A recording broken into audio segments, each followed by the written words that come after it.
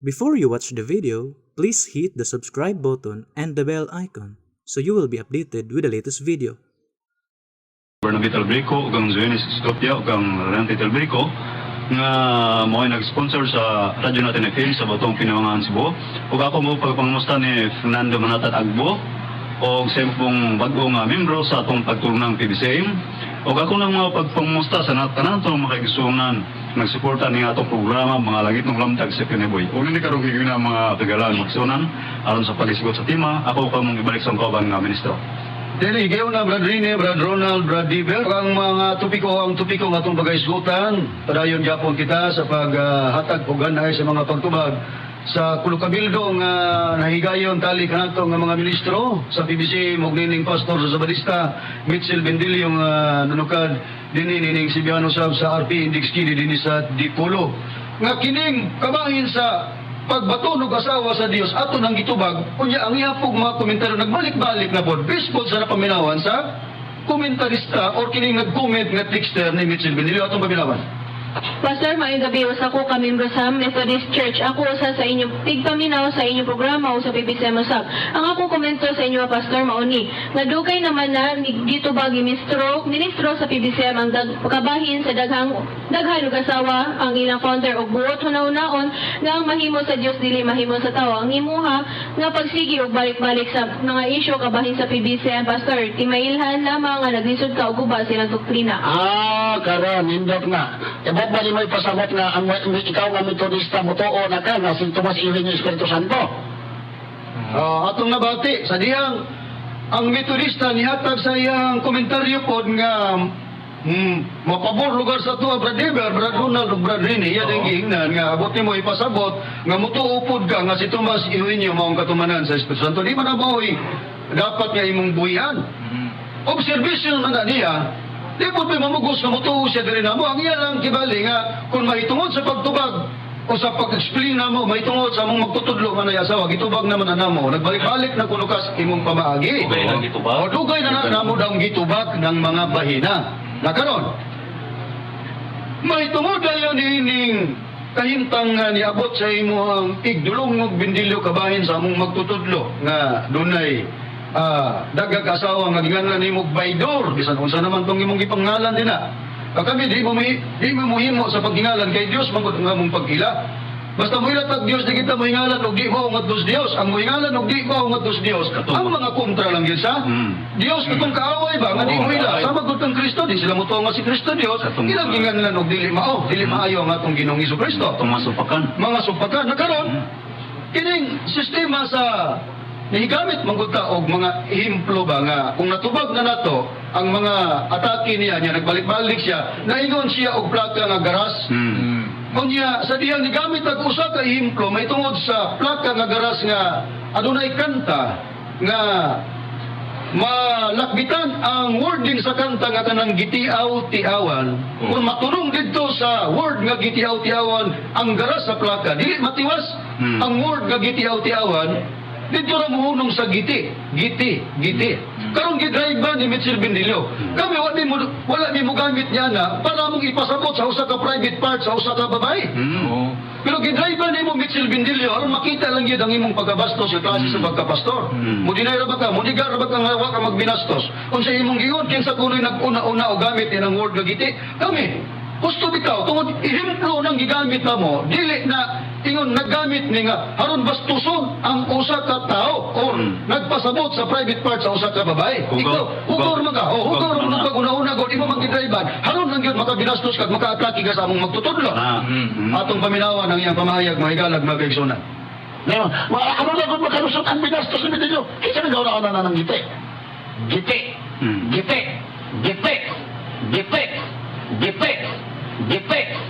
Oy, ay suwag ko pitong ba? Tanawa atong nabati. Piting nila ara paminaon sa usa ka pastor nga mo buhi kag mga pakigpulong. Wa nimo tulutimbanga ang imong gipamulong. Nibuhi lang ka nga wala ka maguna-unag kanabay makaayo or kanabay makadaot. Ni pahiyom taon ang yang kapad nga babae. Kay kanang og imo na ang imo ginang hatagang pag-drive ng word nga giti address sa private parts sa usa ka babae na ibabay imong tapad oy itaon bindilyo Makilasan yun ang maminaw.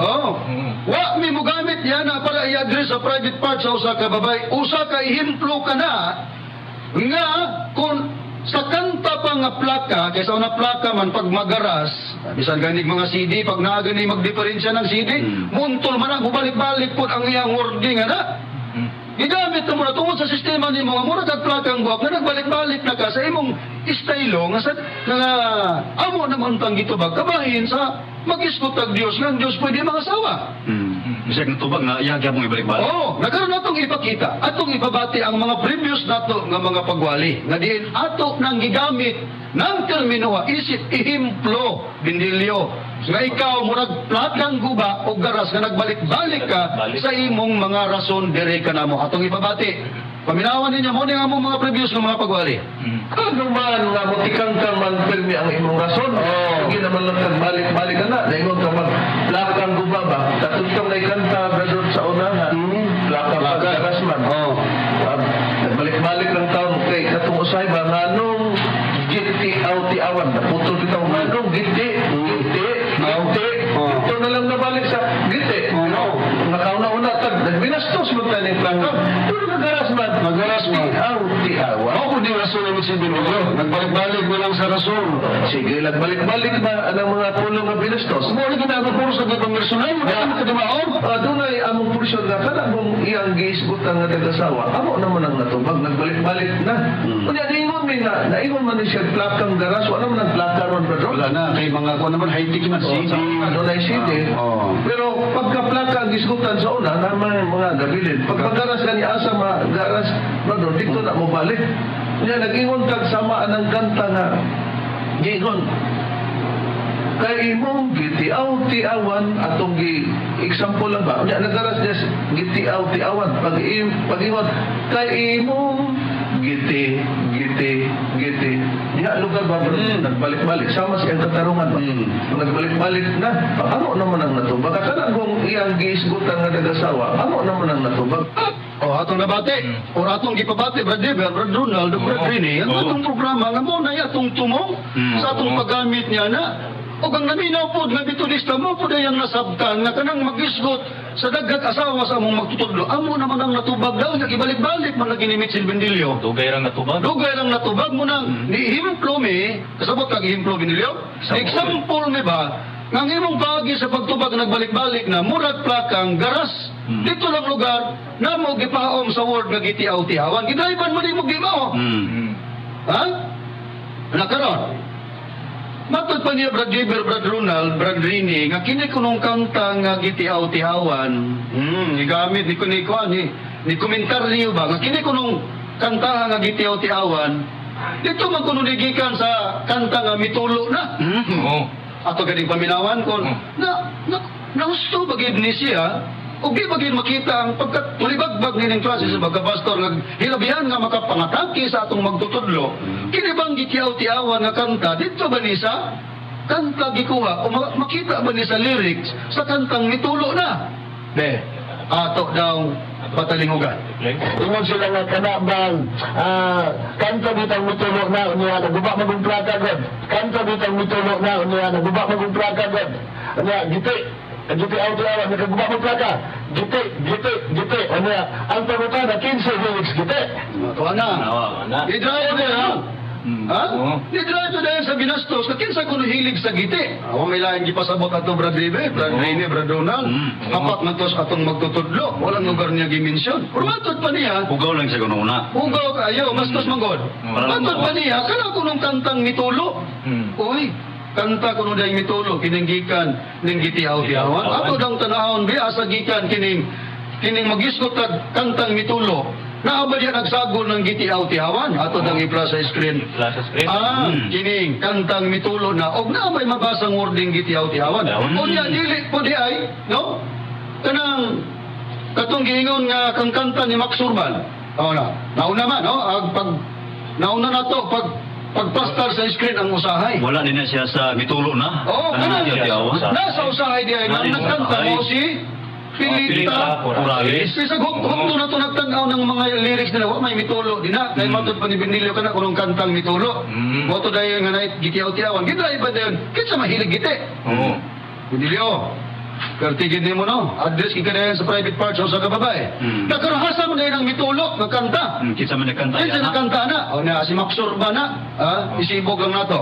Sa pagpakita nga ang kanang kanta nga mitulog ang maksurban ang tawag na ang title ng kanta nga dunay wording nga mitulog mo nang giingon nga gihidlaw na hintaw nako ug imo na hugnon og basa kanang kanta nga gihidlaw na hintaw nako wa gid kay mabasa na nga gitiaw-tiawan na dito ang mitulog na dito sa gihidlaw na hintaw nako kang maksurban na na lang ganing bahina mga higalag mga kigsunan ikaw Pastor Bendilo napaltahan ka na sa imong gibuhian nga istorya sa imuhang kibaling pag drive ug binastos wa na magkidimao kay matud pa nimo kanang kantang mitulo naa diyang gitiaw-tiawan unya mingon din ka kinsay hilig og giti na karon na dayon naaman dahil na sa usahay ang kanta nga gitiaw-tiawan kang pilita corales o wala dahil na sa mitulo na karon gidepensa Brad Iber Brad Ronald Bradrini kaya ato kunong gidaginot kuno iya kunong gipamulong kay di man daw siya kuno hilig og makantang kalibutanon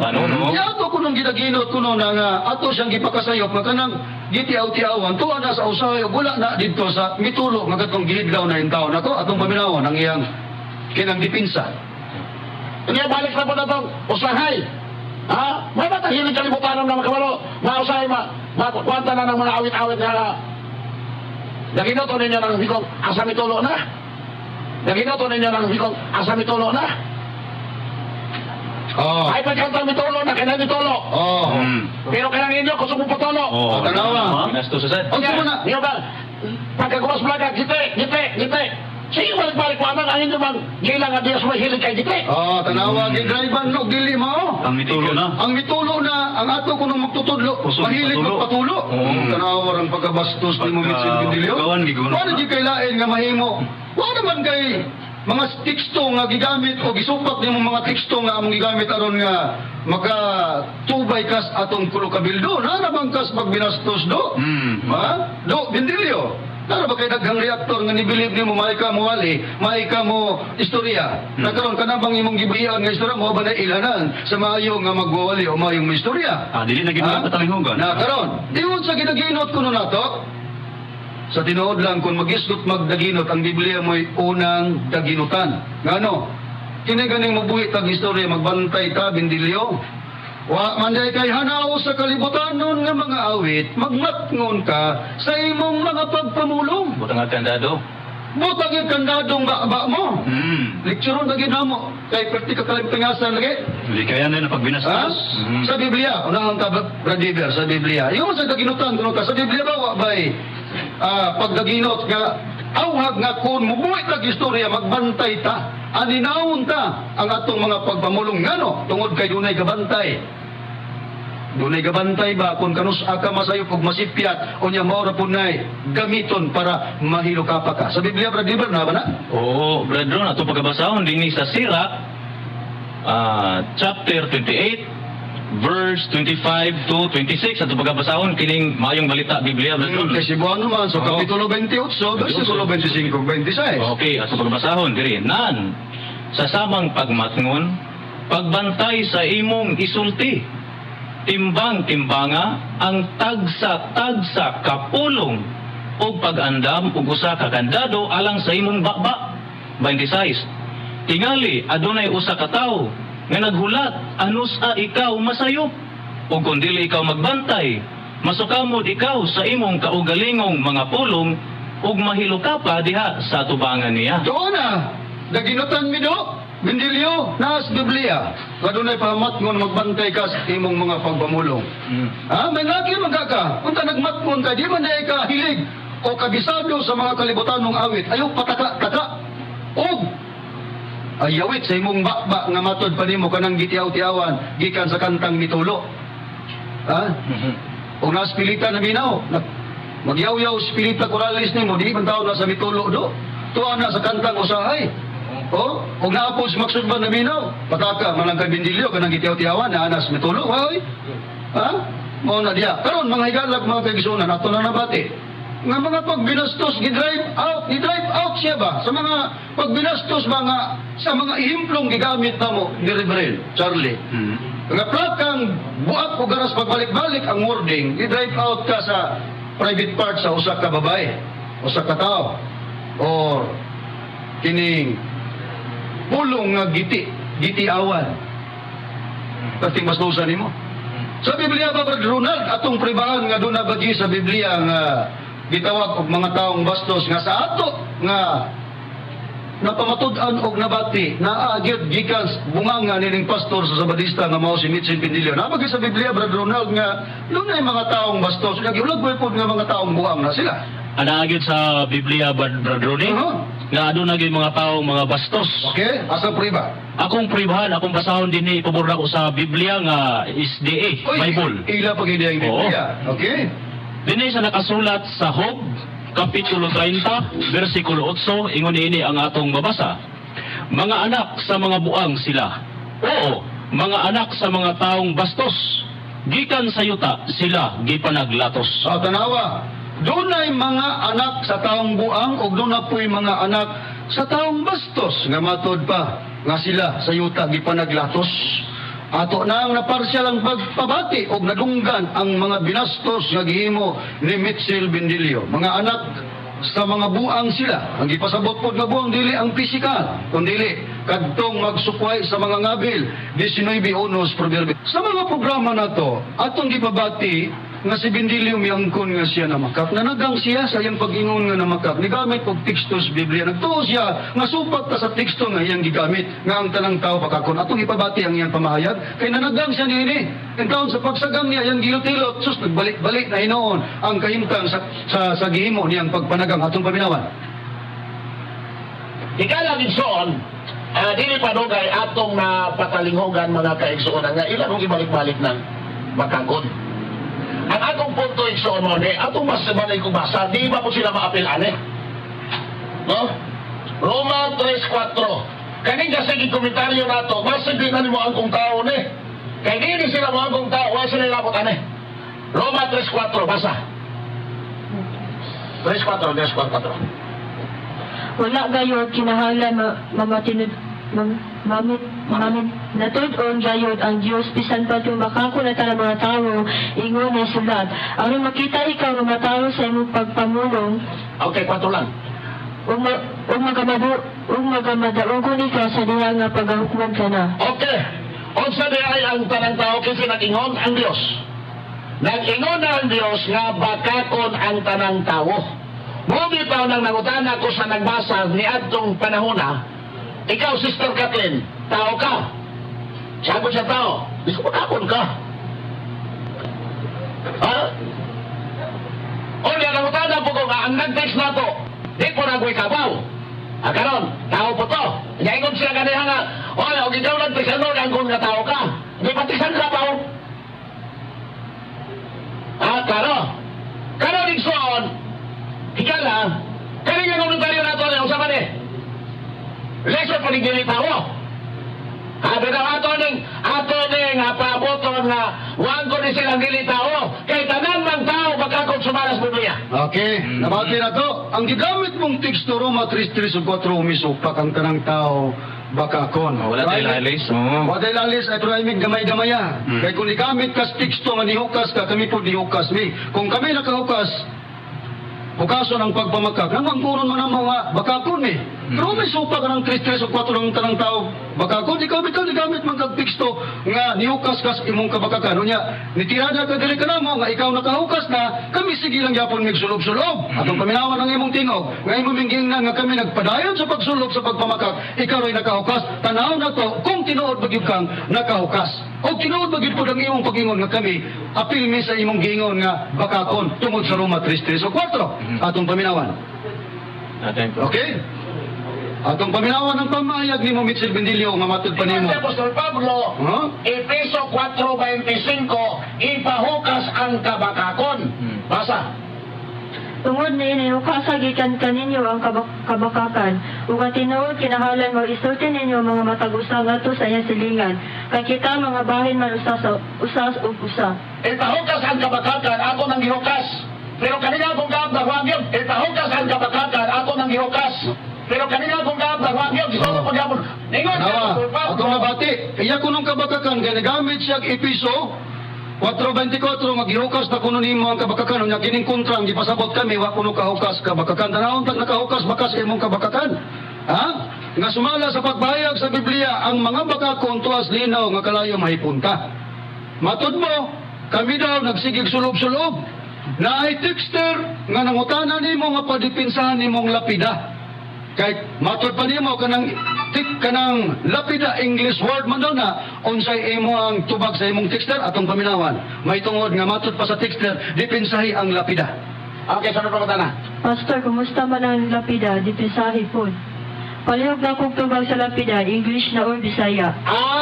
Nakaabay na. Tanawas dictionary. Nas English dictionary po ng lapida. Tanawas dictionary. Nas English dictionary po ng lapida. Tanawas dictionary. Nas English dictionary po ng lapida. Pakita nas dictionary. Tawa. Agoy, loya. Looy ko na kayo. Agoy. Ano ang lapida mga kaisunan? English word mana. Ano ang lapida mga kaisunan? English word mana. Ano dito makakita ka? Lapida maker. English word mana. O, tanawa. Ang texter, nag-ingon nga po dipinsa ng lapida, Brad Diver, Brad Harini, Brad Ronald. Oy, gisugo naman ng texter tanawa sa English na dictionary. Pinang lapida. Yaw tang propagulbahan. Iyaw kang yag-yag ang iyang English dictionary. Nga yag i-pro, katanang lapida, English word na. Iya tanto bago. Kunya man to. Niya ay tanong pangutana. Na wala man siya makayag-yag, kita yag-yag. Naman tayo English nga dictionary. O dictionary. Na, mirayang web sa dictionary. Atong i-plaster sa screen ko itong basahon. Ano ka mo gamit sa word nga gravestone. Kaya sa man ka English word ang gravestone. Now, a burial monument. Gravestone, usa dahil na ka burial monument o lubong nga doon ay monumento o monumento nga nasa lubong. Karon ato susiyon o kung sabay gihatag nga hubad sa Cebuano o Bisaya kining gravestone nga puno. Nagday kana English na nga dictionary Bendilyo. Kung matod pa ni matanawa sa English dictionary na nang lapida. Nabitaw. Pero i-prove usa ang imong dictionary nga kanang lapida English word na. Anita mo hubad sa gravestone sa an English Cebuano Bisayan Dictionary ni Rodolfo Cabunse.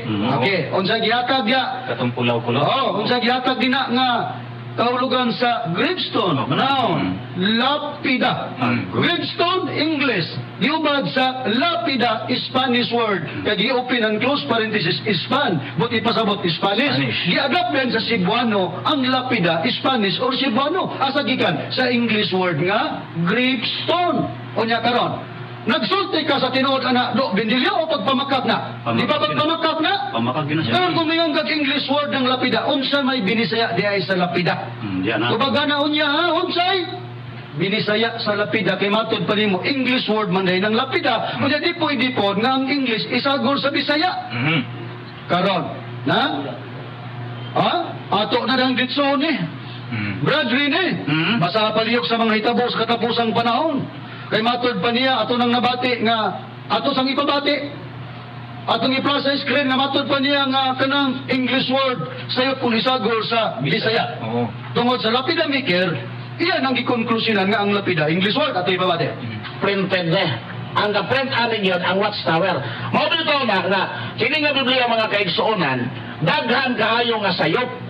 Sama sa cross, istaka man na doon atong himawan, atong masahon. O niya, o muto sila, hindi na to, istaka na po ng cross, di na po sila muto o cross.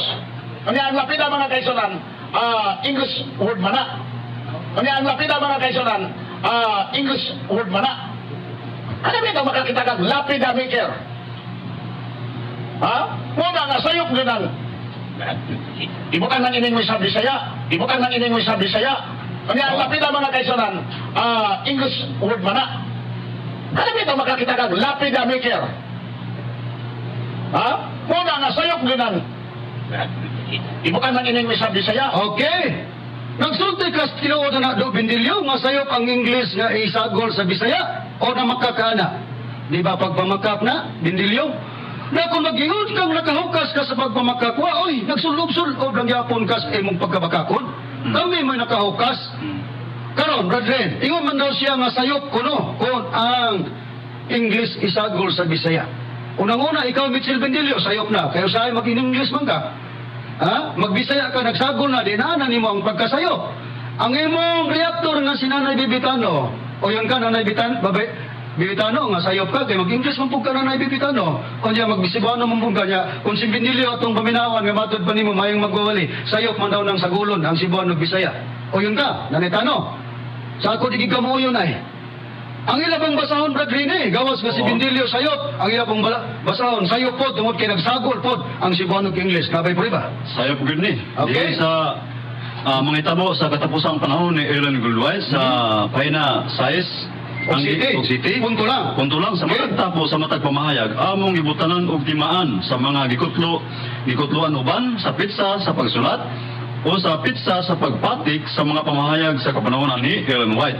Amo sa gapilan o pipilag ang mga footnotes. Bisag diha lang. Klaro Oo. kayo, magyapilan og footnotes. Ang footnotes o sa ka-word nga English, gisagol sa Bisaya. Karon sayop na ang basahon. Nigiwa nga gisulat ni Ellen Goldwhite. Dugang na po nito. Dugang atake na po nimo, di mong kang musunod kang Mrs. White, mo nang ipang-atake nimo ang mga libro ni Ellen Goldwhite. Kauwaw nimo, pastor ka. Ano na po ninyo, si Ellen White o ikaw?